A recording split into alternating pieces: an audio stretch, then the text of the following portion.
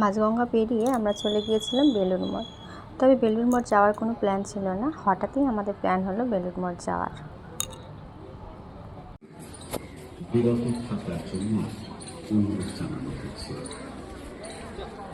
বেলুড় মঠের গেটের সামনে এবং রাস্তায় মোটর বাইক, ভ্যান, রিক্সা, টেম্পো বা গাড়ি ইত্যাদি পার্ক রয়েছে।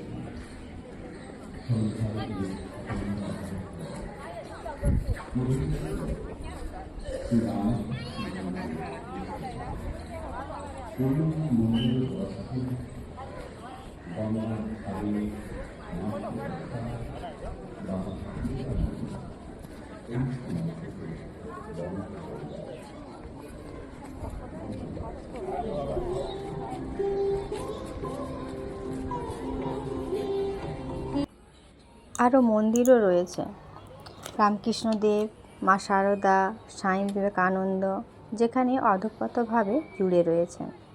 তবে গঙ্গার পাড়ে অবস্থিত এই বেলুড় মঠ যেন এক শান্তির জায়গা। ভোগ প্রসাদ খাওয়ানোর জন্য রয়েছে বিশাল বড় হলঘর, যেখানে কয়েকশো মানুষকে বসিয়ে খাওয়ানোর ব্যবস্থাও রয়েছে। তবে ভোগ প্রসাদ খাওয়ার আগে 50 টাকা দিয়ে একটা কুপন কেটে নিতে হবে। এখানে একটা জিনিস ভালো লেগেছে, খাওয়ারের জন্য যে হয় মারামারি ঠেলাঠেলি সেসবের কোনো প্রয়োজন নেই। এখানে মানুষ সুস্থভাবে ভালোভাবে খেতে পারবে।